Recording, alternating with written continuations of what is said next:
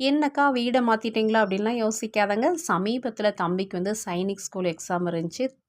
Ernakulam district Tripunithura அப்படிங்கிற இடத்துல. அப்ப அதுக்கு பக்கத்திலேயே ரூம் எடுத்து ஸ்டே பண்ணியிருந்தோம். இப்ப சின்ன வந்து கிச்சன் மாணிக்கு ரெடி பண்ணியிருந்தாங்க. வழக்கமா அது என் வேல தான். ஆனா என் மகன் இன்னைக்கு செஞ்சு குடுத்தது எனக்கு உண்மைக்குமே ஒரு காஃபிய போட்டாருங்க. அவ்வளோ ஒரு இதா இருந்துச்சு. பால் பொடி எல்லாமே இருந்துச்சு. நானுமே ஒரு ஃப்ளாஸ்க்ல வந்து பால் எடுத்து வச்சிருந்தேன். ஏன்னா ட்ராவல்ஸ் பண்ற நேரத்துக்கு ஏதாவது வேணும் அப்படிங்கிறதுக்கு வேண்டி, கொஞ்சம் ஸ்நாக்ஸு, பால் இதெல்லாம் சூடாவே எப்பவுமே எடுத்து வைக்கிற பழக்கம் இருக்கு. அப்ப யாருமே சொல்லிக் குடுக்கல. அவரா பார்த்தாரு, பத்த வச்சாரு. 3 காஃபி இருந்துச்சு. எங்க 3 பேருக்கும். பாப்பா, நானு, அவங்க அப்பா. இங்க பாருங்க என்ன ஒரு வேலைன்னு. இப்ப பரவால்ல நமக்கு கொஞ்சம் கையெல்லாம் குடுக்காரு. சின்ன சின்ன வேலைகள் நம்ம குழந்தைங்க செய்யும்போது உண்மைக்குமே நமக்கு பெருமையா இருக்குங்க.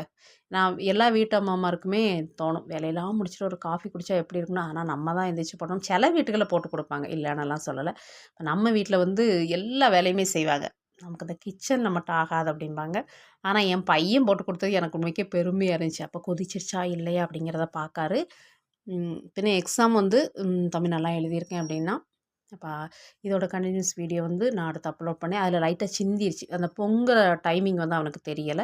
அப்ப அங்க போய் என்ன வேலை நடந்துச்சு அப்படின்னா, ஒரு ரஃப் துணி வச்சு அதாவது துண்டு கொண்டு போயிருந்தேன். அத வச்சு அங்கேயும் போய் கிளீனிங் தான் நமக்கு நடந்துச்சு. நல்லா இருந்துச்சுங்க. சின்ன சின்ன கபோர்டு ஒர்க் குடுத்துருந்தாங்க. ஃப்ரிட்ஜ் இருந்துச்சு அதில. இதெல்லாம் அரேஞ்ச்மெண்ட் எல்லாமே சூப்பரா இருந்துச்சு. இதில வந்து என்னம்னா, பால் பொடி, டீ தூளு, ப்ரூ வச்சிருந்தாங்க. அப்ப இதெல்லாம் முடிச்சுட்டு, என் மகன் போட்ட காஃபிய வந்து அப்படியே ரசிச்சு, ருசிச்சு குடிச்சிட்டு இருந்தேன். உண்மைக்கு இந்த வரம்லாம் ஒண்ணு யாருக்கு கிடைக்கும் அப்படிங்கிறது மாணிக்கு தாங்க இருந்துச்சு. வீடியோஸ் பிடிச்சிருந்தா மறக்காம லைக் பண்ணுங்க.